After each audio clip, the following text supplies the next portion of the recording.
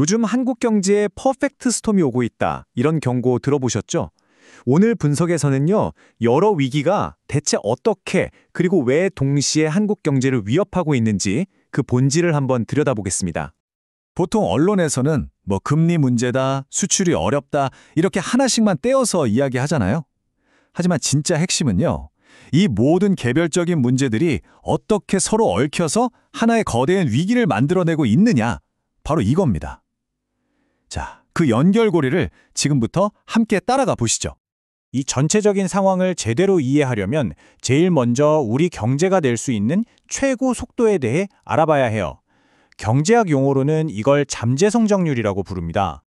이건 일시적으로 경기가 안 좋다 이런 차원의 얘기가 절대 아니에요. 아예 우리 경제라는 자동차의 엔진 자체가 너무 작아져 버려서 아무리 엑셀을 세게 밟아도 예전만큼 속도를 낼 수 없는 그런 근본적인 문제가 생겼다는 뜻입니다. 바로 이 숫자가 핵심입니다. 2000년대 초반만 해도 7%에 달했던 우리 경제 잠재 성장률이 지금은 2%도 채 안 될 거라고 KDI는 보고 있어요. 아니 도대체 왜 우리 경제 엔진의 힘이 이렇게까지 급격하게 약해진 걸까요? 여러 자료 분석에서 가장 큰 원인으로 지목하는 건 바로 한 번 빠지면 헤어나오기 힘든 강력한 악순환 고리, 이름하여 인구 구조의 덫입니다. 그러니까 이 모든 문제의 시작점이 뭐냐 했을 때 자료들은 하나같이 바로 이 치솟는 집값을 지목하고 있는 겁니다. 이게 한국의 기록적인 저출산을 불러온 가장 크고 직접적인 원인이라는 거죠. 이 흐름을 보시면 정말 무서운 악순환의 고리가 한눈에 보이죠? 자, 시작은 높은 집값입니다.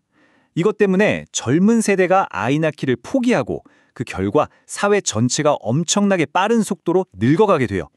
결국엔 일할 사람이 줄어드니까 경제성장 엔진은 꺼질 수밖에 없는 거죠. 정말 덫처럼 완벽하게 짜여진 구조예요.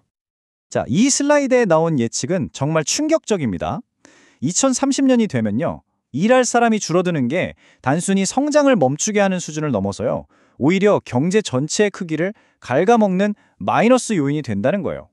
그러니까 가만히만 있어도 경제가 뒷걸음질 치는 시대가 곧 온다는 뜻입니다.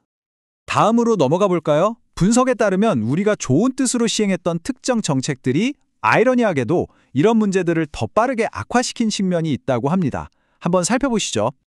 분석을 보면요. 분명히 좋은 의도로 시작한 정책인데 생각지도 못한 부작용을 낳은 경우들이 있어요.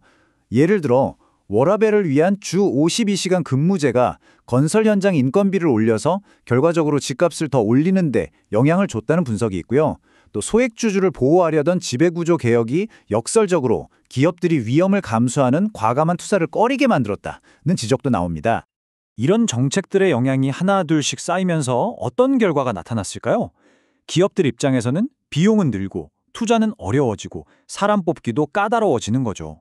결국엔 이럴 바엔 그냥 공장을 해외로 옮기자 이렇게 되는 거고 이건 고스란히 우리 경제의 성장 잠재력을 깎아먹는 결과로 이어집니다.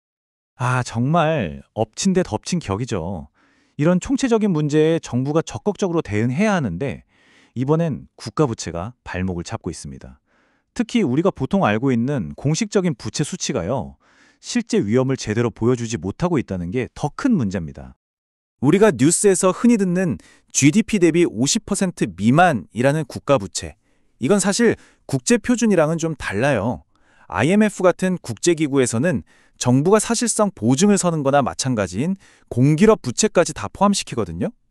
바로 이 기준으로 다시 계산하면 우리나라의 진짜 나랏빚은 이미 54%를 훌쩍 넘어선 상태입니다. 이 그래프만 딱 보면 미국이나 영국보다 훨씬 낮은데? 괜찮은 거 아니야? 라고 생각하실 수도 있어요. 하지만 전문가들은 여기에 아주 결정적인 함정이 있다고 경고합니다. 달러나 파운드처럼 전 세계가 쓰는 기축통화를 가지지 않은 우리나라로서는 저 나라들과 똑같은 부채 비율이라도 그 위험의 무게는 완전히 다르다는 거죠. 그리고 분석에 따르면 한국은 경제학자들이 경고 신호로 보는 GDP 대비 60% 선에 아주 빠르게 가까워지고 있습니다. 이건 앞으로 R&D나 사회 인프라 투자처럼 미래를 위해 꼭 필요한 곳에 정부가 돈을 쓰기 점점 더 어려워진다는 걸 의미합니다. 자, 이제 마지막입니다. 지금까지 살펴본 이런 여러 국내의 취약한 부분들이요, 점점 거세지는 외부의 압력과 정면으로 부딪히면서 자료에서 묘사하는 바로 그 퍼펙트 스톰이 만들어지고 있는 겁니다. 자, 이제 전체 그림이 보이시죠? 안에서는 인구 절벽, 정책 부작용, 늘어나는 나랏빛이 우리 경제의 발목을 꽉 잡고 있는데, 밖에서는 미중 갈등의 보호무역주의라는 거대한 파도가 한꺼번에 우리를 덮치고 있는 형국. 이것이 바로 우리가 마주한 퍼펙트 스톰의 진짜 모습입니다.